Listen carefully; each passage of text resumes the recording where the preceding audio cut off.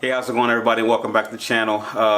If you're new to the channel, my name is Big Ball Vlogs, and I do reviews and sort of everyday vlogging.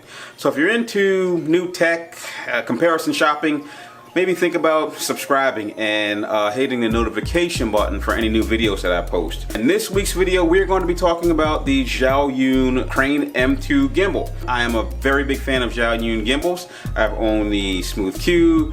I currently own the Smooth 4, which I absolutely love, and now I am moving into the latest greatest Crane gimbal, which is a more compact size and able to be used with your compact camera, your mirrorless camera, your cell phone, and your action camera. I've never been disappointed by the Zhaoyun build quality, and this is new for me. This one drew me in because it also included something I've only seen on higher end gimbals, which was the Vortex effects, which we'll get into in a minute. But at $269, I just had to try this. I get the box, I open it up. It's a very nice foam box, similar to the box that you would get with the Smooth 4. High density foam, cutouts for everything that holds it nice and secure, so there's probably no need to go out and buy an additional carrying case. Once this is all locked up, because it has a feature that locks up all axes, you probably could just throw this in your bag or in your pocket and go with it. Inside the box, you'll find some accessories. You'll find the high-end alloy. I mean, this has a little bit of weight to it. It must be, I mean, it's very heavy. I might be using this, not even with the gimbal, but just using it to mount my cell phone to other things. A high-end cell phone mount. You'll find a USB-C charging cable. You'll also find a lanyard to attach it to your wrist so you don't accidentally drop it, in addition to the 1/4 screw and the camera mounting plate for the gimbal. Build quality, again, not to disappoint. Zhaoyun has come up with something that is very high in build quality. I don't know if you can see that because of the, I guess, the light coming off of my ring here, but you got the laser etching on the side, on all the motors. You have some anodized locking screws here. Very nice, I guess, measurements, if you can see it. I don't know if I can get that to focus, but very nice measurements that are like laser etched in. That tells you like where you set this up in the past. On all axes, and it also has the ability to have like a, I guess, a quick balance locking screw here. So once you got it kind of balanced here, you slide that in, and whenever you got to take it apart and lock it down, you just slide it back to that point and it should balance out for you relatively quickly. Build quality, very nice. Handle wise, I'm trying to hold this with two hands because usually with a gimbal, if you let go, this thing will spin like crazy. Build quality, you have a very nice textured grip, medium grip, I guess, on it. It should be comfortable with most size hands. It's not that heavy, even though I'm holding it with my compact camera on right now. It's really not that heavy. It's almost comparison in weight to the Smooth 4. Without the cell phone attached. It's similar. With a camera or a cell phone or an action camera, it might be a little bit lighter depending on the camera that you use, but it feels like these motors are very solid. Again, this is able to be used with not only like a point and shoot or compact camera, you can also use it with a mirrorless camera with, I'm assuming, a decent length or weight lens. Most people are saying with a kick lens. What I found out using the Smooth Q and experimenting, I actually took a Smooth Q and made it into a compact camera gimbal, modified it, created my own weight and balancing system. Those motors are strong. I had a camera and weights on it much heavier than what they recommend for a cell phone, and those motors are strong. They never gave out. So I'm assuming that given the same quality as the Smooth Q, which is a lower end gimbal, these motors are designed to carry a little bit of weight, especially what I've seen on videos so far. Guys are going to the upper limits of what this thing says they can carry, and they've had no problems at all. When we talk about the controls, people had mentioned that they really didn't like the controls on the Smooth 4 because there were so many controls. I like the controls because they allow me to control everything. But in this version, Zhaoyun decided to go back to the basics. On the front panel, you just have a record or shutter button along with a mode button and a joystick that controls the axes. On the, I guess, right side, my right side, you have a power rocker and a menu button. On the left side, you have a zoom button and a USB-C charging port and an additional 1/4. You also have the ability to, if you can get to it, you have a charging port here similar to the Smooth 4 where you can take the cable from here and plug it into your camera or cell phone and charge your device directly from the gimbal handle itself. Balancing, and I guess from the handle up, you have a very nice metal. I'm not sure what metal it is, but you have a very nice metal construction. Nice machining here. I don't know if I can get that to tilt over, but you got nice machining that kind of matches up with all of these surfaces. this surface here, this surface here, and then the surface here that lock those all together when you're done using it, so you can lock it all up. They kind of interweb together or interlink together and lock down. You also have unlock on the rotation gimbal here in the front, which prevents the rotation of this while it's in the box. So very well thought out, again, with a lot of high-end details like the red anodizing and, like I said, the laser etching on all of the surfaces to tell you where things should be when you readjust it. As you can see right now, this camera was balanced with the lens out, which you have to balance it with the lens out. And with the lens in, normally, if this were off, this would rotate backwards. As you can see, motors are very strong in holding that in place. I'm gonna just pop that out so that it doesn't put any additional stress on the motors, and just to keep it running. You have a digital display that tells you which mode you're in.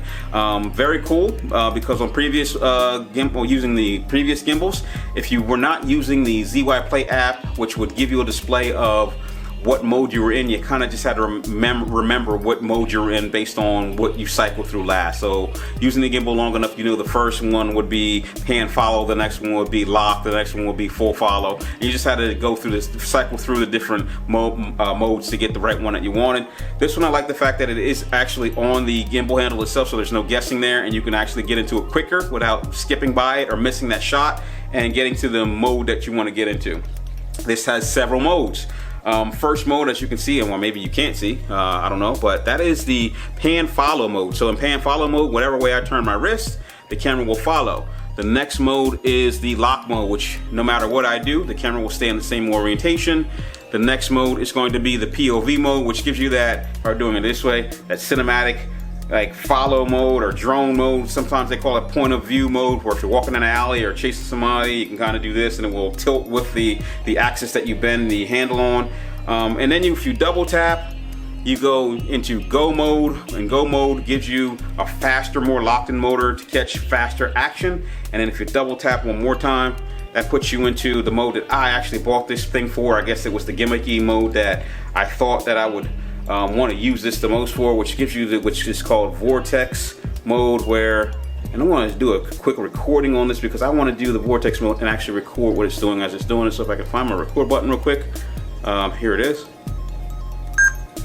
Get that rolling. You can either do that up, down, left, or I guess forward, and hold it out like this, and then as you rotate or push left or right on the joystick, it will rotate the camera, which gives you that vortex effect. And all you do is double tap it again, which takes you back into go mode, or single tap it puts you in the point of our pan focus. Double tap on the trigger. By the way, the trigger is meant to either center the gimbal or lock you, do a lock mode on or full follow mode on it. Very, very nice. I love it so far. Don't know what battery life is going to be. I haven't had a chance to actually play with it, but I've been using this for quite a while, doing setup and playing with it, and the battery is still fully charged. Usually the battery life on these gimbals is pretty reliable because you can also use it to charge other devices. I haven't used it with an action camera or cell phone yet. I'm actually kind of thinking I'm probably going to miss some of the camera features I can use with a cell phone in this. I'm not able to do focus effects with this. And when we talk about connections, I was really interested in seeing whether or not this would work well, because there's always that iffy when you're working with iOS or Android, if this will work well with your compact camera. I went through once to do setup. It was very easy. Once you turn on the Wi-Fi here, connect to the ZY Play app, it connects to your camera. If you have a password to put in, you probably have to put in the Wi-Fi password, but if it connects to your camera, and that gives you the ability to control your camera from the handle, to get the recording started, or the photos, take a picture with the shutter button, or do zoom with the zoom rocker. Now again, I would much probably rather have the focus, manual focus, or a focus wheel than the zoom feature. I don't often zoom with my cameras, but if I wanted to do dolly zoom, I probably could pull it off because there is a zoom feature that connects to my LX10.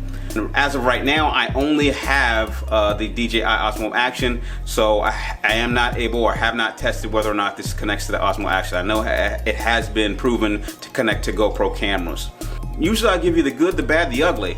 Only thing I've gotten so far on this is the good. It's a very nice, very attractive, very attractive as in price point, multi-purpose gimbal that you're probably going to like if you go out and get it. I would recommend it.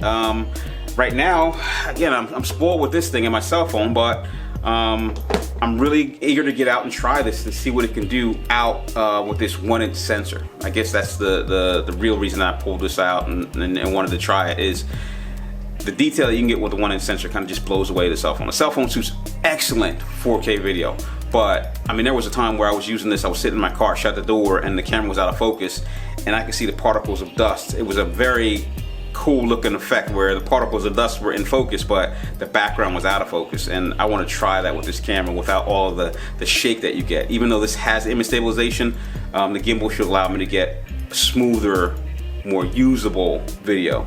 So hey, I just wanted to shoot that quick video and tell you that I got a new toy and I'm going to be doing more videos on it. I'm definitely going to be doing setup videos, balance videos. Hopefully there's going to be some firmware updates that'll probably let me do more with this and probably connect it to different cameras. If I can get my hands on other cameras, I'll definitely let you know how they work with the with the Crane M2. But for now, if you're interested in this and you want to go out and buy it, I give it a total thumbs up. So hey, thanks for watching, thanks for supporting the channel. Like I said, I'm kind of doing like daily vlog, and I'm vlogging about anything that I buy that I think is cool and you guys might want to know about it. You know, I do a lot of Amazon shopping. I'm a shopaholic. Hi, my name is Big Ball Vlogs and I'm a shopaholic.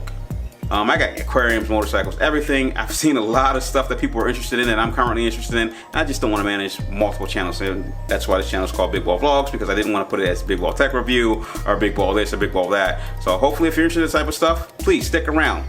Hit the subscribe button, hit the notification button, and I'll get back to you soon. I'll talk to you later. Bye.